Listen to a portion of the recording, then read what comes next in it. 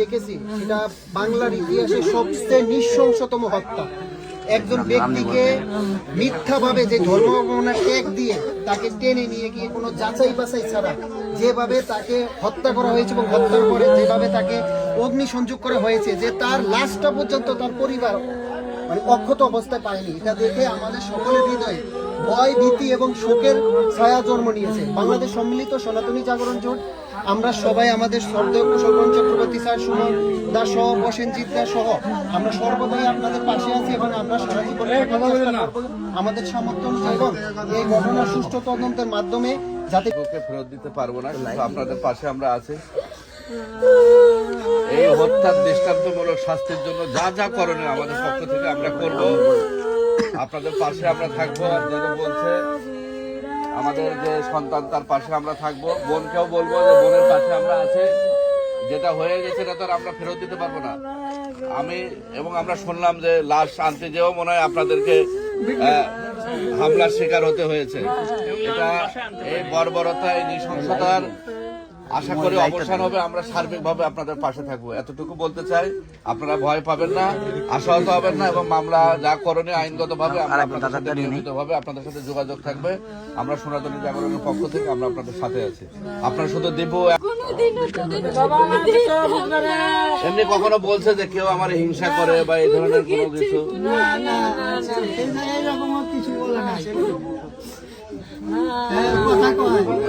আমি অফিসে থাকলে অফিসের ভিতরে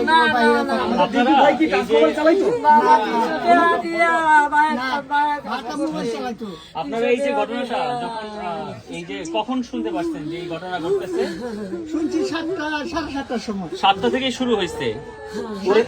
7টা থেকে আমি শুনছি। 7টা মানে 7টা থেকে কি 7টার সময় কি শুনছেন? শুনছি ওই যে আমার ছেলের সাথে এক ছেলে থাকে, ওই যে সেবারি, তার ক্লাসমেট বন্ধু।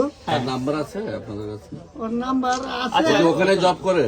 হ্যাঁ, মানে আপনি কি 7টার সময় কি শুনছেন? ও আমার ফোন দিয়ে বলতেছে যে দাদা তুমি কই? আমি কইছি আমি তো বাজারে কাম করতেছি। ও কাম ফালায়া আগে বাড়ি যাও, ভালো একটা নেতা ধরে তুমি থানা যাও। দীপুর তো সমস্যা। কি সমস্যা কইতাছে? হ্যাঁ বলে ওই নবীজির ব্যাপারে বলে কি বলে তখন ওকে থানায় নিয়ে গেছে?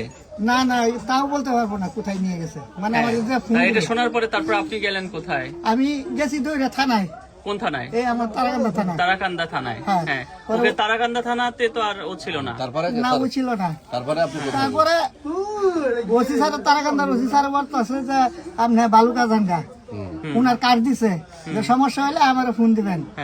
আমরা বাইরেছি, বাইরে আমি প্রস্তুতি নিতেছি যে আমরা বালুকা। তার মনে হয় 30-35 মিনিট পরে আবার ফোন দিয়ে কইতেছে ওই ছেলে নাই। দাদা কি কই, আমার মতো কোনো ভাষা নাই। কি হয়েছে ভাই? দীপু আর নাই, এইটুকুই আমি জানি। এখন আপনি যে তারাকান্দ থানায় যে গেছিলেন, আপনাকে ভালুকা যেতে বলছে, তারাকান্দ থানায় কোনো কথা বলে না যে আমরা ব্যবস্থা নিচ্ছি, আপনি টেনশন করেন না? হ্যাঁ, আপনি এই ধরনের কোনো টেনশন না, উনি বলছে, ওসি স্যার বলছে দাদা বাইকো। আপনারা এর মধ্যে কি রওনা দিচ্ছিলেন? এর মধ্যে রওনা দিয়েছিলাম। মানে যখন মারা গেছে শুনছেন তখন আপনি কোন পর্যন্ত গেছিলেন? তখন আমি এখনো বাস স্ট্যান্ডে গাড়িতে উড়ি নাই। ঠিক আছে, বুঝছি। মা আপনি কোনো কষ্ট পেয়েন না। দীপু উনি নাই, আমাদের দাদা, আমাদের ভাই। আপনার অসংখ্য হাজার হাজার দীপু রয়েছে। আমি বাপ হয়ে ছেলে, আপনার একটা ছেলে গেছে, আপনাদের হাজার হাজার দীপু ছেলে আপনাদের সাথে আছে। আমরা কোনো টেনশন করবো, আপনার কোনো সমস্যা নাই। আপনাদের সার্বিকভাবে আমরা আপনাদের পাশে থাকবো। আমরা সার্বিকভাবে খোঁজখবর নেব। এবং আপনারা এর আগে চেনেন কিনা, উনি কুশলগঞ্জ চক্রবর্তী চট্টগ্রাম বিশ্ববিদ্যালয়ের একজন অধ্যাপক। উনিও এটা শুনে কিন্তু ছুটে আসছে। আপনাদের পরিবারের সার্বিক দায়িত্ব আমরা নিতে পারবো না, কিন্তু যতটুকু যা করার দরকার আপনাদের পাশে থেকে আপনাদের সন্তানরা সেই কাজগুলো। আরেকটা বিষয় বলি, এবং তার দৃষ্টান্ত শাস্তি হওয়ার জন্য যা যা করণীয়, আমি বাংলাদেশ সুপ্রিম কোর্টের একজন আইনজীবী হিসেবে, আমাদের আইনজীবী আছে, আরো যারা আছে, আমরা সেটা সরকারের কাছে আমরা দাবি জানাবো এবং আমরা সর্বোচ্চ সেটা করব। আমরা হয়তো খুব রিসেন্টলি একটা কর্মসূচি নিব। আমরা আপনাদেরকে অনুরোধ করবো যে আপনারা খুব রিসেন্টলি আমাদের এই কর্মসূচিতে আপনারা অংশগ্রহণ। সেটা তো এখানে করতে পারেন না, লাশ আনতে দেয় নাই। সেটা তো খুব খারাপ কাজ করছে, আমার বাড়ি পর্যন্ত লাশ আনতে দেয় নাই। কারা আনতে দেয়নি? আমি গেছিলাম মানে আপনাদের নাই কারা বলেন? মানে আমরা গিয়েছিলাম, মানে ওইখানে মানে বললাম যে এতটা নিষ্কৃষ্ট হয়েছে যে লাস্টটা পর্যন্ত বাবা মা